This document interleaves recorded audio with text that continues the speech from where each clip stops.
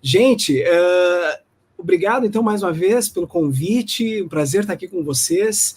E essa minha história que o Guto acabou de falar, ô Pipe, me deixa aí também, me deixa junto com o pessoal, pode deixar as duas telas. Essa minha história que o Guto falou, dessa minha formação, então, em ciências e também em teologia, que acabou me levando para esses lugares aí, né, para a Universidade de Oxford, para o Ian Ramsey Center, muito disso, sempre quando eu vou falar em algum evento, em alguma igreja, em alguma coisa, as pessoas me perguntam muito sobre isso, mas Thiago, como é que tu conseguiu esse negócio?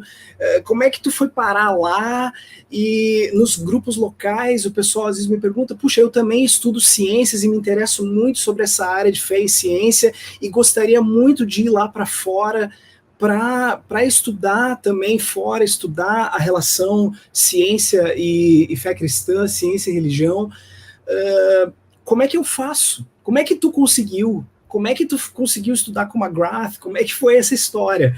E aí, quando eu estava conversando com o pessoal da ABC2 sobre esse evento aqui, eu disse, cara, quem sabe a gente não faz uma palestra, uma apresentação, em que eu, ao mesmo tempo, fale sobre este campo de estudos chamado, esse mundo chamado ciência e religião, fé e ciência, que é isso, que história é essa, como é que funciona esse negócio, e também use daí como exemplo a minha própria trajetória de vida, a minha carreira, vamos dizer assim, para mostrar como que aconteceu para mim esse negócio todo. Então, eu vou ao longo da nossa conversa, eu vou dando mais detalhes sobre a minha formação, sobre o que eu fiz, como que aconteceu, mas o início da nossa conversa precisa ser mais ou menos aqui, ó. Vou mostrar para vocês o nosso itinerário, então. O que a gente vai conversar hoje, né? Uma carreira em fé e ciência, então, é possível? Então, o nosso itinerário vai ser o seguinte: a gente vai começar falando sobre essa área acadêmica chamada ciência e religião, e aí vocês vão entender o que eu estou querendo dizer com isso, com essa área acadêmica. Ela é uma área, não é a gênese desse campo de estudos, né? O status atual desse campo, as áreas de pesquisa, os centros, os periódicos, as sociedades, as redes, a importância de um homem, de uma pessoa chamada John Templeton, né? Sir John Templeton, vamos falar dele. E vamos falar um pouquinho daí sobre a minha jornada pessoal para entender um pouco como que isso tudo aconteceu na minha vida. E no final nós vamos terminar com dicas práticas, então, para se você quiser tentar trilhar esses passos, né? Fazendo o seu caminho nessa área de estudos de fé cristã e ciência de forma acadêmica, de forma a talvez fazer disso a sua carreira mesmo, certo? Então, olha só, onde a gente precisa começar? A gente precisa começar, uma das maneiras de começar a falar disso, então, dessa área acadêmica chamada ciência e religião, é em 1997. O que aconteceu em 1997? Os dois maiores periódicos científicos do mundo, que são as revistas Science e a revista Nature, que vocês já devem certamente ter ouvido falar, elas lançaram matérias, artigos nas suas publicações, que tinham uma coisa bastante comum. Este aqui é o artigo da Science, que tinha esse título, Science and God, a Warming Trend. Ou seja, ciência e Deus, uma tendência crescente? Fazendo a pergunta, assinado por um cara chamado Greg Easterbrook, certo? Em 97, 15 de agosto. Na Nature saiu Scientists are still keeping the faith. Os cientistas ainda estão mantendo a fé. Ou seja, no ano de 97, as duas maiores revistas científicas se deram conta de que algo estava acontecendo.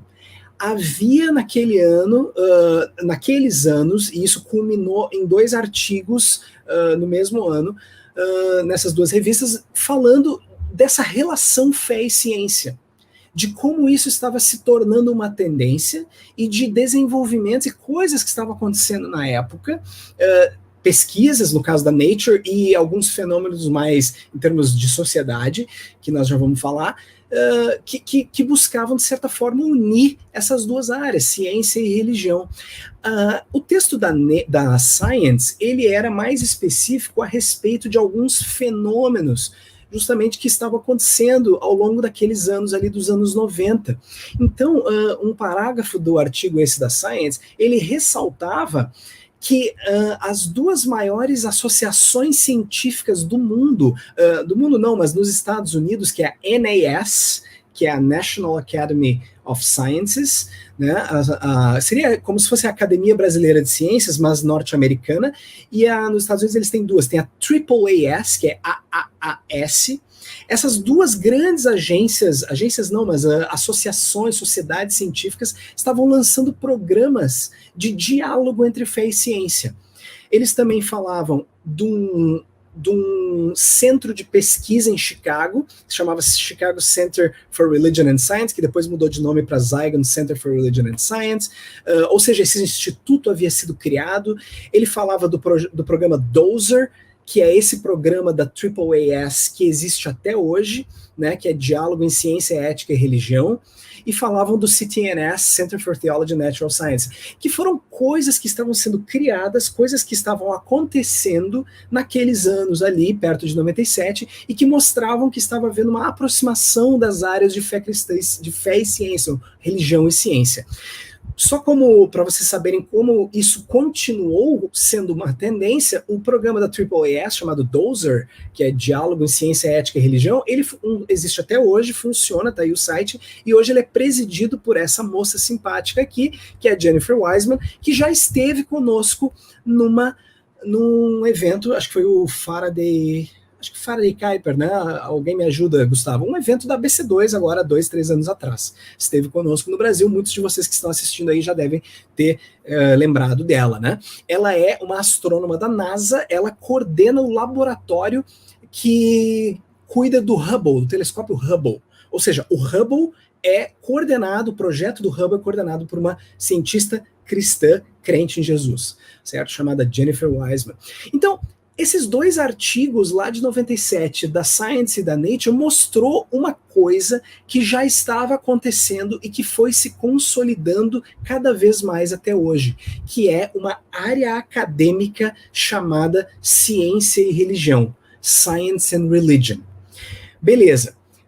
Para falar dessa área acadêmica chamada Ciência e Religião, que estuda e que trata das relações entre ciência e religião, nós precisamos voltar uns 40 anos atrás e falar de um cara chamado Ian Barbour, que é esse senhorzinho simpático da foto que faleceu em 2013. Ian Barbour foi um cientista, certo? Foi um físico que escreveu um livro que eu tenho em minhas mãos, inclusive, em 1966, se eu não me engano. 1966 é a primeira edição que eu tenho aqui nas minhas mãos, chamado Issues in Science and Religion. Essa foi a primeira publicação, vamos dizer assim, que tratava especificamente de uma série de assuntos que veio, conforme o tempo foi passando, veio a moldar esta área acadêmica chamada ciência e religião, essa área de estudos acadêmica chamada ciência e religião. Só que esse cara, ele é mais importante do que somente este livro, porque logo algum tempo depois, alguns anos depois, ele lançou esse livro aqui, foi em 1990 esse aqui, em que ele sistematizou coisas que tu já enxerga nesse livro aqui atrás, mas ele sistematizou e criou a famosa, nós vamos falar rapidinho no próximo slide, tipologia de relacionamento entre ciência e religião. Este foi o cara que olhou para as relações entre ciência e religião e disse, bom, a gente consegue traçar alguns padrões aqui. A gente consegue ver que as relações ciência e religião, em geral, se enquadram em alguns grupos. E aí ele fez a famosa tipologia de Barbour, né, a famosa fourfold typology em inglês, né, que é a tipologia dos 4 modelos do Ian Barbour para relacionamento de ciência e religião. Então esse cara aqui, ele basicamente ele é tido como o cara que fundou o campo de estudos e o estudo sistemático das relações ciência e religião. Esse livro, segundo aí, ele tem uma versão mais popular e reduzida que foi traduzida para o português, que é esse aqui, ó, Quando a Ciência Encontra a Religião, Inimigas Estranhas ou Parceiras, que eu botei aí no slide também, certo? Da editora Cultrix. Ele já está esgotado, talvez tu encontre em sebos ainda. E a tipologia do Barbour, que está apresentada nesse livro, e nesse livro de 1990, basicamente coloca as relações entre ciência e religião nesses 4 modelos. O famoso e conhecido modelo do conflito, né, em que Barbour disse que muitas vezes ciência e religião estão em conflito, ou as pessoas percebem o relacionamento entre ciência e religião como conflituoso, ou seja, a ciência substituiu a religião, ou a religião substituiu a ciência, ou a religião precisa substituir a ciência, ou pelo menos você precisa escolher entre uma ou outra, né? Eu coloquei essas figurinhas aqui. Enfim, a nossa palestra não tem a ver com isso, mas é só para tu lembrar de quem é o Ian Barbour, né? Esse aqui é o cartoon mais legal que eu encontro sobre essa história do conflito entre ciência e religião. Esse aqui também, ó, vai ser bem interessante. Então, o conflito seria o primeiro modelo que o Barbour, né, trata nos seus escritos. Ele também sugeriu que às vezes ciência e religião são encaradas de forma independente, elas são independentes, né? Barbour vai apontar, né, que na verdade quando as pessoas que defendem elas são independentes costumam dar ênfase nas diferenças entre ciência e religião, né? Depois ele identificou que tem muitas pessoas que tratam ciência e religião na perspectiva do diálogo, né? Que elas podem conversar e devem conversar, e o Barbour vai apontar que a diferença entre a independência e o diálogo é que no diálogo a ênfase é nas semelhanças entre os dois campos e não tanto nas diferenças, porque eles têm, sim, essas duas áreas têm semelhanças. E por último, Barbour identifica ao longo até da história tentativas de integração entre ciência e religião, conforme enfim, que seria tipo uma síntese de ciência e religião, várias tentativas ao longo da história. Peço licença e agradeço ao Guilherme, porque esses desenhos aí eu peguei de uma apresentação do Guilherme, foi ele que desenhou num PowerPoint dele essas bolinhas aí, certo? Então o Ian Barbour é esse cara, é o cara que sistematizou, vamos dizer, as relações entre ciência e religião, e mais ou menos dá para dizer que ele fundou este campo de estudos chamado ciência e religião.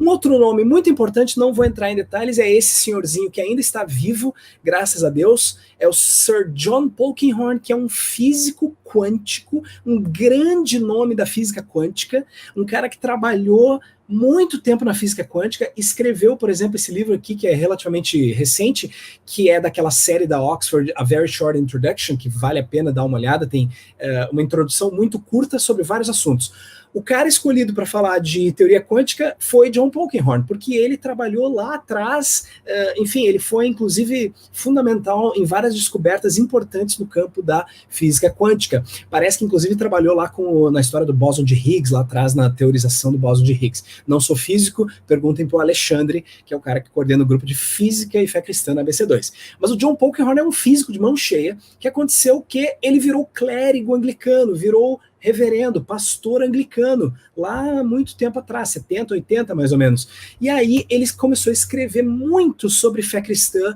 e sobre religião e ciência. E ele escreveu uma infinidade de livros, então é um cara que vale muito a pena ler e ver suas contribuições. Ele também tem uma tipologia parecida com a do Barbour, tem muitos livros dele até em português, muitos não, mas tem alguns, eu tenho um deles aqui em português, que é Explorando a Realidade, o Entrelaçamento de Ciência e Religião, da Edições Loyola, mas tu encontra algumas coisas do Polkinghorne em português, certo?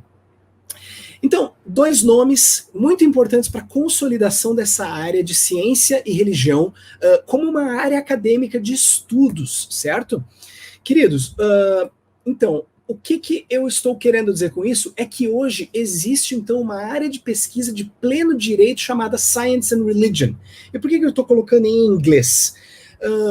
Porque ela é popular, ela é conhecida, ela se desenvolveu no mundo anglófono, no mundo de fala inglesa, certo? Principalmente na Inglaterra mesmo, embora existem muitas coisas também muito legais nos Estados Unidos e em outros lugares da Europa, mas essa área chamada Science and Religion hoje é uma área acadêmica de pleno direito, certo? O que eu estou querendo dizer com isso? E Aí eu vou ilustrar para vocês rapidinho. O que eu estou querendo dizer com isso é que, em primeiro lugar, se tu vai numa grande biblioteca, por exemplo, numa grande universidade, como em Cambridge, como em Oxford, tu vai numa grande biblioteca e tu chega para a bibliotecária e tu pergunta assim, onde é que é a seção de Science and Religion? Ciência e religião. Ah, é ali, ó, é naquele canto ali, ó. Existe entende? Uma prateleira com livros de Science and Religion, certo? Então ela é uma área de pleno direito, os estudos em ciência e religião. Quais são os campos de estudo dentro agora da área de Science and Religion? Os mais variados. Coloquei uma lista enorme, eu não vou ler toda, senão eu vou me passar aqui demais, mas você pode ver aí, ó, melhor eu nem fazer isso aqui, né? Nem pegar mas aqui, ó, ciência e diferentes tradições religiosas, né? Várias tradições, como que elas se relacionam com a ciência, isso é um campo de estudo. Cada item desse vai ter autores, vai ter publicações, vai ter artigo, vai ter livro, certo? Religião à luz da ciência contemporânea, como que funciona as tradições religiosas, o cristianismo e outras à luz dessas descobertas da ciência contemporânea. Cosmologia e religião, física fundamental, biologia molecular, sua relação com a religião, biologia evolutiva, ecologia, neurociência, sociologia, antropologia, ciências cognitivas e a sua relação com a religião. Abordagens históricas em ciência e religião, estudos medievais, estudos no que se chama em inglês de early modernity, né, o início da modernidade, estudos em late modernity, o final da modernidade, né, vocês conhecem o Peter Harrison, é um cara que trabalha, que a ABC2 tem livros, o livro editado dele, né, o Território da Ciência e Religião, se encaixa aqui nas abordagens históricas, né, abordagens metodológicas de estudo em ciência e religião, então naturalismo, cultura e evolução, filosofia do processo e teologia do processo, uma área que o próprio Ian Barbour gosta muito, filosofia pós-moderna e a sua relação com a religião, teologia trinitária, né, e como que isso impacta com a ciência. E aí existe, por último, vários debates teóricos em ciência e religião nas mais diversas áreas. Ou seja, existe uma relação entre ciência e religião ou são relações? Como que se sistematiza essas relações? Ou seja, já existe uma meta-discussão sobre a própria área em si, se ela realmente é uma área de pleno direito, porque ela é interdisciplinar e transdisciplinar por definição, né? Ação divina, né? Como é que funciona essa questão da ação divina no mundo, uma vez que o universo é regido por leis, criação, evolução e design inteligente, emergência e complexidade, natureza humana, ética, inteligência artificial, transhumanismo, valores e ética, ou seja, biotecnologia e meio ambiente, como é que funciona isso, como é que a gente negocia isso com relação à religião, secularismo e pós-secularismo, sua relação com a religião e com as religiões e com a ciência, até que ponto a religião causou, ou a ciência causou a secularização do mundo, enfim, ciências sociais, religião, psicologia e virtudes. Queridos, é um exemplo de muitas áreas que existem pesquisas rolando, então, nesse campo chamado Science and Religion. Só para vocês terem uma ideia, essas áreas que estão aí nesse diagrama são as áreas, por exemplo, contempladas nesse livro aqui, ó, The Oxford Handbook of Religion and Science. Tá? Na verdade, o que eu copiei é basicamente o índice desse livro. Ah, Thiago, esse livro é muito caro, eu não tenho acesso, eu quero dar uma olhada em assuntos que estão aí, gostei. Então, uma dica para ti pode ser este aqui, ó. Esse é o de Cambridge, Science and Religion, também de Cambridge, que tem vários assuntos, mas a dica para ti é esse aqui, que é um livro da ABC2, em parceria com a Thomas Nelson, em que vários desses temas estão lá, certo? Então, se tu te interessa sobre algum aspecto que, porventura, tu viu aí nessa lista, esse é o livro para tu ler de fácil acesso. Você pode também começar a estudar esse tema a partir do Wikipedia. Tem um artigo bem legal, né, bem introdutório, em inglês, Relationship Between Religion and Science. Isso que é uma coisa um pouco mais avançada, eu recomendo fortemente a Stanford Encyclopedia of Philosophy, tem uma entrada para Religion and Science, certo? Você pode procurar lá na Stanford Encyclopedia of Philosophy, que é muito legal e explica a área, né, o campo, a área acadêmica de ciência e religião dentro das suas mais variadas perspectivas, certo? Como uma área de pleno direito, esta área de ciência e religião, ela possui periódicos, ou seja, né, journals, né, ou seja, revistas científicas onde são publicados artigos. Esta aqui é a mais famosa, a mais importante, a mais conceituada, se chama Zygon.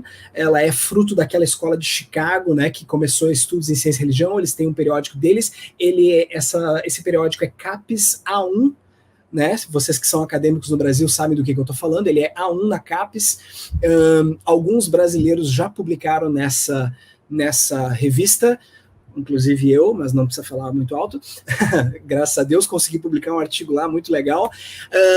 Theology and Science, da CTNS, que é aquela primeira que eu mostrei lá, que o artigo da Science estava referenciando, aquele centro de pesquisas. Eles têm um periódico também que chama Theology and Science, deve ter brasileiro que publicou lá também. Existe a Science and Christian Belief, que é o periódico acadêmico da Christians in Science, que é a associação que depois eu vou mostrar, falar mais dela. Existe também a Perspectives on Science and Christian Faith, da ASA, que é uma outra associação irmã da ABC2. A Christians in Science e a ASA. Tem, inclusive, um periódico deles aqui na minha mão, físico. Então, é uma área acadêmica como várias outras, que possui periódicos, possui autoridades nas diferentes áreas, né, personalidades, pessoas que são importantes nas mais diferentes áreas dentro desse campo de estudos. Existem centros de pesquisa e formação acadêmica nessa área. Um deles é esse que eu mostrei ali, que o artigo da Science falava, que é o CTNS, que é o Center for Theology and Natural Science, que fica, se eu não me engano, lá na Califórnia, nos Estados Unidos. Então, esse aqui é um lugar que você pode ir estudar. Eles têm cursos, eles são parte hoje de uma... Eles têm um curso de pós-graduação, no caso, né? São parte de uma outra instituição maior. Aqui é o Ian Ramsey Center for Science and Religion, que é o Centro de Estudos em Ciência e Religião da Universidade de Oxford, que é onde eu estudei, onde eu tive a felicidade e a bênção de Deus de poder ir lá estudar. Aqui tem a Universidade de Edimburgo, que dentro do seu programa em Teologia e Divindade, eles têm um mestrado em Ciência e Religião, assim como Oxford tem mestrado e doutorado em Ciência e Religião.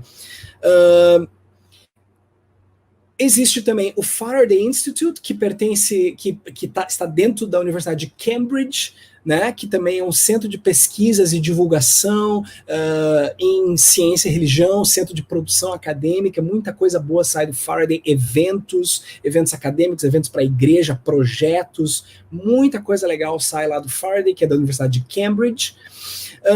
Existem, então, sociedades dentro dessa área chamada Science and Religion. Sociedades, pessoas que se juntam em sociedades. Por exemplo, essa é a mais conhecida do mundo, é a International Society for Science and Religion.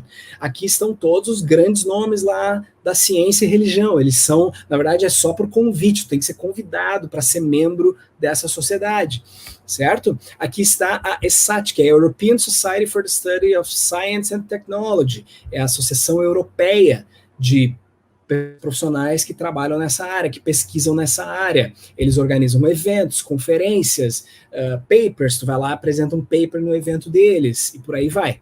Aqui tem algumas sociedades um pouco menores. Então a gente tem a IRAS, né, The Institute of Religion and Age of Science. Esse aqui está meio parado.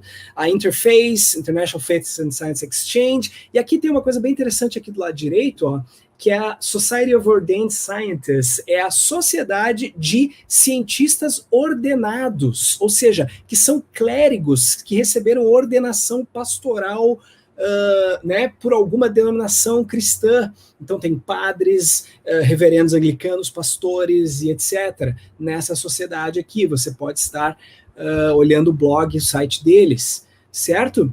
Sociedades acadêmicas. Existem também as associações em ciência e religião, que unem pessoas interessadas. E aqui é onde se encontra a nossa querida ABC2, que vocês já vão ver. Existe a American Scientific Affiliation, existe a Canadian Scientific Affiliation, que hoje ela é um braço da americana, eles fazem muitas coisas juntos. Essa aqui é da Austrália, que é a ISCAST, que é Christians in Science and Technology, existe a Christians in Science na Inglaterra, e existe também uma associação presbiteriana de tecnologia e ciência e fé cristã, e a nossa querida Associação Brasileira de Cristãos da Ciência, associações que produzem material, que criam eventos e tal. Por que eu estou mostrando todas essas coisas?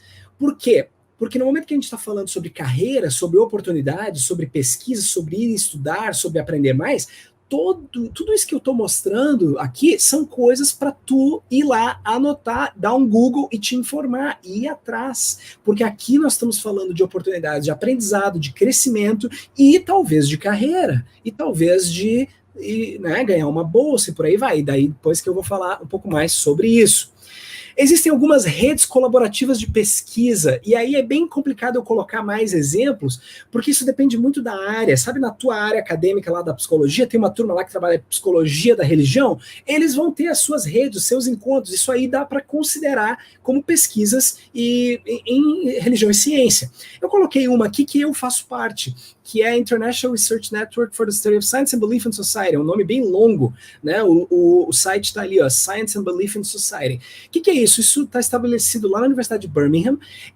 A tônica deles é ser mundial, eles querem gente do mundo inteiro, então eles querem gente que trabalha estudo da ciência e crença na sociedade. Então tem gente de tudo que é tipo de área, da psicologia, da sociologia, religiosos também, gente que está interessada no estudo de crença e a sua relação com a ciência, certo? Essa sociedade organiza eventos, ela tem grupos de leitura, ela tem uma série de coisas, em breve vai ter até coisas que a BC2 está envolvida com essa associação agora, em breve vai ter novidades aí, porque... enfim, depois mais para frente a gente pode dar mais detalhes, mas vai ter um trabalho aqui saindo por essa rede que tem gente da ABC2 aí envolvida, inclusive alguns que vão estar na mesa redonda amanhã. Queridos, não poderia falar dessa área e dessa área acadêmica, desse campo de ciência e religião, sem falar nesse senhorzinho chamado Sir John Templeton. Quem é esse senhor? Esse senhor... eu vou falar dele lendo o obituário dele quando ele morreu, que saiu na Nature, na revista Nature, aquela grande Nature. Templeton era um indivíduo profundamente espiritual, embora não ortodoxo. Ele viveu uma vida firmemente enraizada nas tradições cristãs, de modéstia e caridade. No entanto, ele também era um grande admirador da ciência, a prática nada dogmática na qual ele acreditava, que conduzia à humildade intelectual. Seu amor pela ciência e seu Deus o levaram a formar sua fundação em 87, com base em que o diálogo mútuo pode enriquecer a compreensão de ambos. Querido, podia falar muito sobre Sir John Templeton, mas você pode ir no site, ler a biografia dele, inclusive está em português, certo? Você pode ir e mudar a língua para português e pode ler lá a biografia. Quem era o Sr. John Templeton? Esse homem, como diz o obituário, ele gostava muito de ciências e ele era um crente em Jesus, ele era presbiteriano, mas ele não era nada ortodoxo, ele era muito mente aberta. E ele achava que poderia ser feito progresso espiritual da mesma maneira em que ou de uma maneira análoga ao progresso na ciência. Assim como a ciência progredia, a espiritualidade poderia progredir, principalmente se conversasse com outras áreas. E aí ele se deu conta de que ao longo da vida dele, se deu conta que as grandes perguntas da humanidade são as perguntas que envolvem essas três áreas: ciência, religião e filosofia. De onde vim, para onde vou? Então não havia como a gente tratar dessas perguntas sem que essas áreas conversassem. Então o que ele fez? Ele fundou um negócio em 72 chamado Templeton Prize, o Prêmio Templeton. Isso aqui é o site atual do Templeton Prize, do Prêmio Templeton. E aí, só para vocês verem o que é o Prêmio Templeton. É um prêmio que existe até hoje, que dá 1,1 milhão de libras. 1 milhão e 100 mil libras. Esse valor é maior do que o Prêmio Nobel. Por que ele fez isso? Porque ele achava o Nobel muito legal. Só que o Nobel premia a ciência, o progresso na ciência, o progresso e pessoas de destaque em outras áreas, do Nobel da Paz, da literatura. Mas em termos científicos ele premiava a ciência. Só que ele achava isso muito pouco, porque as grandes questões da humanidade, a ciência sozinha não dá conta. Então ele montou um prêmio que de propósito tinha um valor maior do que o do Nobel, e tem até hoje. O valor do prêmio Templeton é maior que o do Nobel, em termos monetários, certo? E aí ele criou a ideia foi a seguinte: ele vai ser concedido a pessoas que fazem uma contribuição incrível, inacreditável, em afirmar as dimensões espirituais da vida, seja através de um insight, de uma grande ideia, de uma descoberta ou de trabalhos práticos. Pessoas que fazem contribuições em afirmar a dimensão espiritual da vida. Aqui também tem, né, o prêmio Templeton honra indivíduos, né, cujas realizações exemplares avançam a visão filantrópica do Sir John Templeton, que era o quê? Pegar o poder das ciências para explorar as questões mais profundas do universo e do lugar da humanidade e o seu propósito nele. Então, pode ver, propósito, lugar da humanidade no universo, né? E essas são as perguntas que unem, então, esses 3 eixos do prêmio Templeton. E aí, o prêmio Templeton, que foi criado em 72, ele foi dado no ano passado ao nosso irmão em Cristo, Francis Collins, né? Que está lá trabalhando à frente da NIH, que é a National Institute of Health, que é a entidade americana responsável por pesquisas médicas, pesquisas em saúde. Quem coordena isso, são bilhões de dólares de orçamento, é um irmão em Cristo chamado Francis Collins, fundador do Ministério Biologos também, autor de alguns livros e tal. No ano de 2019, quem ganhou o prêmio foi o nosso brasileiro Marcelo Gleiser, que não é um irmão em Cristo, é um agnóstico, mas ele afirma a religião como muito útil para a sociedade, respeita muito a religião, certo? Outros que já ganharam, em 2017, o Alvin Plantinga, que muitos de vocês eu sei que conhecem, o Rabino Lord Jonathan Sachs, infelizmente falecido no ano passado, um grande cara, e outros que já ganharam, Thomas Halik, em 2014, Desmond Tutu, em 2013, o Dalai Lama, em 2012, e o primeiro prêmio Templeton foi concedido a Madre Teresa em 73. Então, Sir John Templeton, o que ele fez? Depois de fundar o prêmio Templeton, lá na década de 70, nos anos 80, ele fundou a Fundação John Templeton. E aí, o que esse cara fez? Eu esqueci de dizer para vocês que esse homem, ele fez uma fortuna ao longo de sua vida. Por quê? Porque ele era... Qual era a profissão dele? Como é que esse cara tinha tanto dinheiro? Ele era um investidor em ações. Ele foi um cara que comprou ações lá na década de 30, certo? E ele virou um grande investidor e fez o seu dinheiro render no mercado de ações, certo? E fez fortuna. Você pode ir lá e ler a biografia, tá tudo explicado lá. Ele criou aquela história de fundos mútuos, tá? Eu não entendo nada disso, por isso que eu fui para ciências e para as humanas, eu não entendo de economia, não entendo de ações, não entendo nada disso. Eu só sei que esse senhor ganhou muita fortuna ao longo da vida. E aí, no fim da vida dele, na década de 80, já depois de aposentado, ele fundou uma fundação chamada John Templeton Foundation. Depois, ele fundou uma outra fundação chamada Templeton Religion Trust. E depois ele fundou uma outra fundação chamada Templeton World Charity Foundation. As 3 são entidades filantrópicas que avançam a visão do John Templeton, que é essa que eu expliquei, de investigar e analisar as questões mais profundas da vida, certo? E ele dividiu, então, a sua fortuna nessas 3 fundações. Então, o que esse cara faz? Ele é uma entidade filantrópica, essas 3 fundações são entidades filantrópicas que investem em pesquisa, em projetos que avançam o diálogo e as descobertas nessas 3 áreas: religião, espiritualidade, ciência e filosofia, certo? Isso aqui é do site da John Templeton Foundation, que é a maior de todas, a JTF, que é essa primeira aí, ó. Certo? O site está em português, boa parte do site está em português, você deve ir lá e ler. Queridos, o que eu estou tentando dizer é o seguinte: sem essa entidade chamada JTF, John Templeton Foundation, essa área acadêmica da qual nós estamos falando, ela provavelmente não existiria, porque foi através dos esforços, e até hoje é através dos esforços da John Templeton Foundation, que essa área foi se constituindo através de quê? De doações, de financiamento de projetos nas mais diversas áreas da ciência e da filosofia e das religiões, né? Eles financiam coisas em todas as religiões, né? Eles não são uma fundação cristã, apesar de que o fundador era um cristão nada ortodoxo, tá? Mas eles financiam coisas em várias áreas, né? Áreas que avançam essa visão que ele tinha de investigar as grandes questões da humanidade, do universo, certo? Tá, Thiago, beleza. Já tinha ouvido falar da John Templeton, mas como é que funciona? Como é que é essa história? O que é a John Templeton, então, como é que ela funciona? Como eu posso ser financiado? Como é que eu ganho um dinheiro da John Templeton? Eu quero, a JTF me dá uma bolsa? Como é que funciona isso aí? Eu posso ganhar uma bolsa? Será que ela banca o meu doutorado? Você deve estar se perguntando agora. Como é que eu posso, então, estudar em Oxford, em Cambridge, em Harvard, em Amsterdã? Como é que funciona? Como é que é, né? Eles me ajudam? Então tá, essas perguntas sempre me são feitas e eu vou tentar responder elas de forma bastante didática. Queridos, o que você tem que entender, em primeiro lugar, sobre a John Templeton Foundation, então, é que ela financia projetos. Projetos, normalmente de 3 anos. Conforme o Guto falou no início, a JTF ela financiou o projeto que fundou a ABC2, certo? É um projeto que foi escrito por alguém e foi enviado para lá e foi aprovado e foi financiado, certo? Então a JTF financia projetos, normalmente de 3 anos.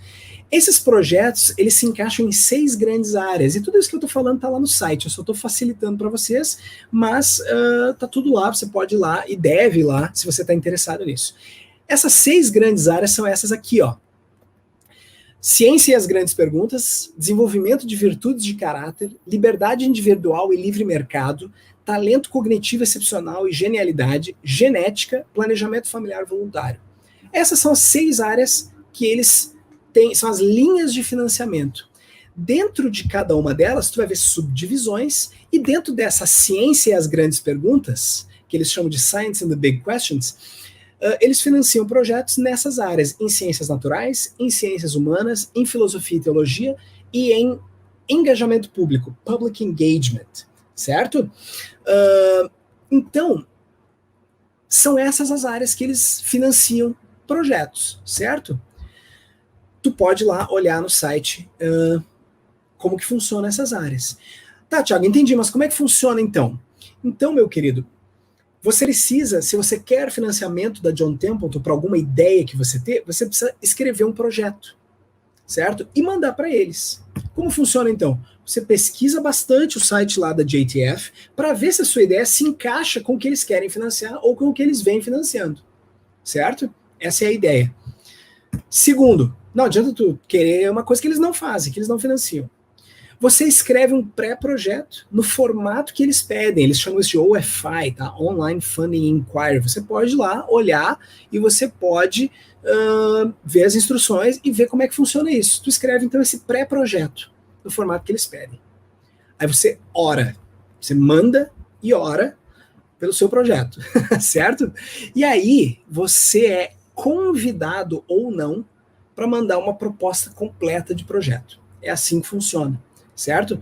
Então, é isso. O OFI, esse que é o pré-projeto, você dá a sua ideia. Eles olham e dizem, não, isso aqui não, isso aqui é legal.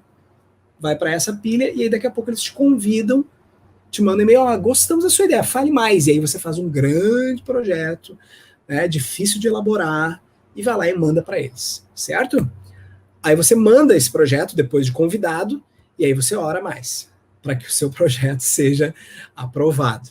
Certo, querido? Então é assim que funciona. A John Templeton funciona assim, ela financia projetos dessa maneira. Tudo isso está lá no site em português. Eles fizeram questão, agora eu vou contar um segredinho para vocês. Eles fizeram questão de, há 1 ano e meio atrás, traduzir esses passo a passo aqui sobre projetos para o português e para o espanhol. Por quê? Porque eles estão interessados em sair do eixo Estados Unidos e Europa. Eles estão interessados em ir para o mundo e para a América Latina. Então tá tudo lá em português no site deles, certo? Só para vocês terem uma ideia daí que a coisa não é tão simples, certo? No ciclo 2018, e aí que agora que eu vou chegar na grande questão, eu fiz isso. Eu fiz, Thiago, aqui, escrevi um projeto para John Templeton. Fiz uma parceria com pessoas, conversei com instituições. Vamos mandar um projeto? Vamos. Certo? E mandei um projeto, mandei uma OFI para eles, né? Essa OFI são esses pedidos de financiamento. Só para vocês terem uma ideia daí que a coisa não é simples, certo? É complicada. Naquele ano foram 1.980 pedidos de financiamento no mundo. 1980, naquele ciclo 2018, certo? Desses, menos de 10% foram convidados para a segunda fase. Para convidado, lembra? Para a proposta completa. 175, imagina, de 1980, 175 foram convidados. Desses, 138 foram aprovados. Ou seja, de 1980 projetos, eles financiaram 138. Naquele ano, 3 foram da América Latina, certo? 3 foram da América Latina, apenas. Naquele ano, só para vocês terem uma ideia do tipo de valor que nós estamos falando, 114,9 milhões de dólares em subsídios para projetos, né, para o mundo inteiro. É o que eles investiram, certo? E aí, meu querido, está no site da John Templeton o meu projeto, que foi um desses aprovados. Ou seja, eu escrevi um projeto e um desses 3 da América Latina é o meu, que se chama, tá aí o nome, mas que o nome popular que a gente deu para ele é Teolab. Por isso que hoje eu sou o coordenador deste ministério chamado Teolab, certo? Que é financiado pela John Templeton, assim como a ABC2 lá no início, que o Gustavo falou, aprovou um projeto, né? E foi financiada, certo? Porque participou dessa seleção extremamente difícil e rigorosa, como vocês acabaram de ver. Tá? Rapidinho, só para vocês saberem o que é o Teolab. O Teolab é um ministério que faz parte de uma organização cristã chamada Teach Beyond Brasil. É uma organização cristã. E o que a gente faz? A gente organiza eventos e promove educação em ciência e fé cristã. Certo? Então, ano passado, nós organizamos um retiro de ciência e fé. Retiro de ciência e fé. Gustavo Assi foi um dos preletores. Marcelo Cabral foi um dos preletores. Então, o Teolab é um projeto da Teach Beyond Brasil, financiado pela John Templeton Foundation, com o apoio da ABC2.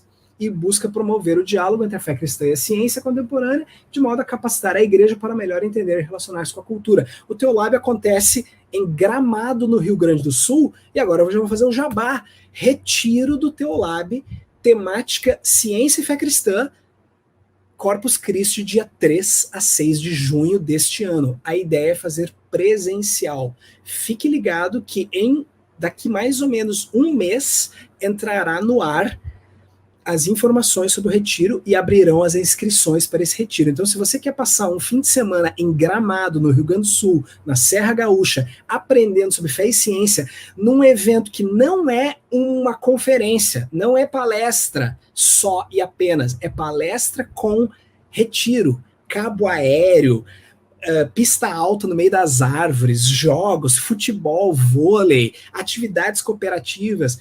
O Teach Beyond Brasil tem uma equipe de retiros, que é profissional, os caras só fazem isso, é o Acamp Serra, é maravilhoso, o Gustavo pode falar depois, foi muito legal, e a temática é fé e ciência, então em junho você está mais que convidado para estar com a gente. Tive que fazer o jabá, né, pessoal? Agora em março também vai ter presencial, se assim for possível, um evento para pastores e líderes pequeno, máximo 35 pessoas lá em Gramado, para ensinar, conversar com pastores e líderes sobre fé e ciência, fé cristã e ciência. Podemos confiar na ciência, fé cristã e ciência em diálogo. Os preletores serão eu e o Gustavo Assi, se Deus quiser estará com a gente agora em março. Certo? Se você quer ir, se você é do Sul, ou não é, mas quer voar até lá agora em março, você é nosso convidado. Semana que vem abrem as inscrições para esse pequeno retiro, é um retiro de um dia, é uma noite só que tu vai dormir lá. Sexta de noite e sábado o dia inteiro é o nosso evento do Teolab. Certo, querido? Então, conheça o Teolab, se engaje, siga-nos nas redes sociais, eu sou o coordenador desse projeto, então. Certo? Queridos, por que eu estou falando disso? Porque hoje, então, eu vivo de fé e ciência graças a um projeto que a John Templeton financiou. Certo?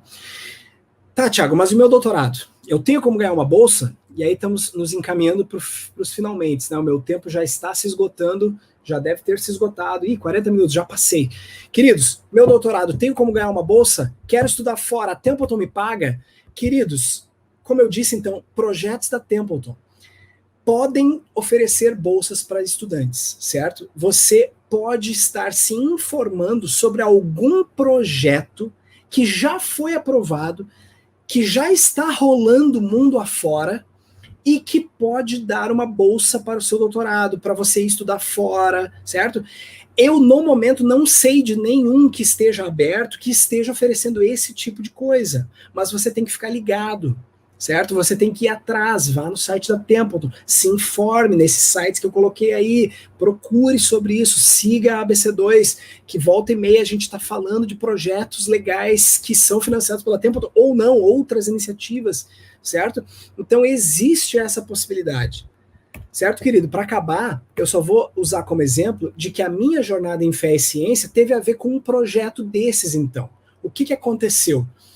Eu sempre gostei deste tema, evolução e fé cristã. Esse é o meu tema de pesquisa. Eu sou biólogo, eu trabalho com evolução e o evangelicalismo, criacionismo. Como é que é essa história de criação e evolução? Esse é o meu tema de pesquisa. É isso que eu fiz no mestrado, é isso que eu fiz no doutorado. Sempre gostei disso. Aí um belo dia eu fiquei sabendo de um projeto da Templeton que se chamava esse aqui, ó, lá no site da Templeton, que se desenrolou nesse site aqui, que era um projeto para alunos latino-americanos estudarem e fazerem coisas e se capacitarem em ciência e religião. Por quê? Porque um cara teve a ideia de escrever um projeto para que alunos latino-americanos pudessem estudar esse tema, pudessem enfim, se desenvolver nessa área, para que a América Latina começasse a falar sobre essa área. E esse projeto, ele tinha 4 braços. Ele tinha bolsas de pesquisa, ele tinha fellowships, que é um professor de fora vindo para o teu país falar, mas ele também tinha bolsas de estudo para brasileiros ou latino-americanos irem para fora do país e se capacitarem em alguma universidade, em algum lugar do mundo, para voltarem para o seu país e serem capacitados nessa área. E também tinha workshops. Eu conheci esse projeto por causa do workshop. O primeiro ano desse projeto, como eu falei, um projeto da Templeton de 3 anos. O primeiro ano teve um workshop em Galápagos, na ilha de Galápagos. E eu vi o tema do workshop, e eu disse, puxa, eu tenho um paper para apresentar que tem a ver com esse tema, que ia ser tratado nesse workshop de Galápagos. E aí, tu mandando o teu paper, eles bancavam a tua viagem para lá. E aí eu mandei o paper. E aí, olhando o site, eu fiquei sabendo de que, além dos workshops, eles tinham bolsas de estudo. E aí, o que aconteceu? Eu mandei um e-mail, mandei o meu paper, e aí o cara que coordenava esse projeto, ele me mandou um e-mail de volta dizendo, Thiago, legal, recebi, vamos avaliar para ver se você vai ser aprovado, para você ver se você vai ir para Galápagos. E aí ele me perguntou nesse e-mail, mas tu não tá pensando em também aplicar para as bolsas de estudo? Tu não quer ir para um lugar aí fora do Brasil para estudar? Eu disse, olha, eu até quero, mas eu não tenho certeza bem para onde eu quero ir. E aí esse cara me disse, por que tu não vem aqui para Oxford? Porque esse projeto, ele era hospedado em Oxford, era um professor de Oxford que escreveu esse projeto para Templeton e foi aprovado. Esse projeto foi coordenado pelo Ian Ramsey Center, que eu falei lá antes, certo? E aí, o que aconteceu? Por que tu não vem aqui para Oxford e estuda com o Alistair McGrath? Esse cara que coordena o projeto falou isso. Eu dei risada, né? Eu disse, capaz, vou para Oxford com o Alistair McGrath. Imagina, eu já conheci o Alistair McGrath, o cara famoso. Ele disse para mim, olha, eu tô aqui em Oxford, ele dizendo, né, o cara que inventou, o dono o coordenador desse projeto aí. Manda um e-mail para ele, vai que ele te aceita. Aí, né, ele viu que a minha pesquisa tinha a ver com coisas que o Alistair trabalhava, evolução e fé cristã e tal. Aí, meu querido, sabe aquele meme, como começou e como terminou? Começou assim, ó, no dia 13 de maio de 2015, às 10h47 da manhã, eu escrevi um e-mail, que tá aí, tu tá vendo na tela. Hello, Dr. McGrath, meu nome é Thiago, e eu tô aqui no Brasil, eu existo.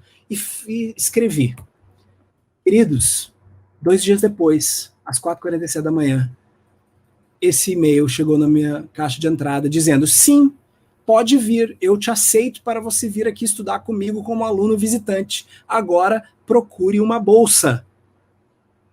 E aí, eu apliquei para a bolsa do projeto dos latino-americanos aqui.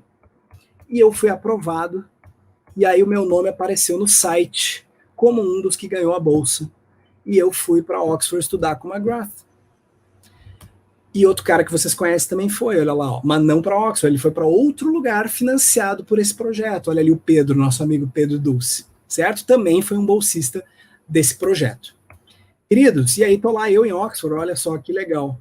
Aconteceu em 2016. Até uma carteirinha de aluno eu ganhei. E aí tá o professor McGrath na primeira aula. Cheguei atrasado na aula e aí tirei as fotos ali meio sem jeito e ele lá. E vocês perceberam que o McGrath gosta de... Ele escreve e-mails com Comic Sans. É verdade. Escreve e-mails com Comic Sans. E ele gosta mesmo, porque nas palestras dele, tu vai ver ali, ó, olha lá, Comic Sans ó, no slide dele, ó. É brincadeira, mas, enfim. Então, começou assim e terminou assim, né? Então, queridos, com isso estou querendo dizer que é possível, esse cara aqui, ó, é o cara que escreveu o projeto para os latino-americanos, é o Ignácio Silva, que veio ser preletor em evento da ABC2. E esse aqui é o padre Andrew Pinsent, que coordena o Ian Ramsey Center junto com o McGrath, certo? Queridos, com isso eu quero dizer que é possível uma carreira em fé e ciência, você tem que se informar, você precisa olhar o que tem disponível. E, Thiago, beleza, legal, mas por onde eu começo? Estou começando. Aí vem as dicas práticas. 1. Estude inglês. Estude inglês. Se você não começou, você precisa começar. 2. Domine o inglês. Se você sabe mais do que outros, as chances vão vir para você e não para o outro que sabe menos do que você. Então, querido, o inglês é fundamental. Então, você precisa começar a estudar inglês. 3. Leia e leia muito. Né? Você precisa se embrenhar na sua área. Comece a ler. Se você gosta de uma área, vai fundo. Comece a ler e leia muito. E graças a Deus a ABC2 tem sido responsável por trazer muito boa literatura. 4. Participe de uma comunidade intelectual.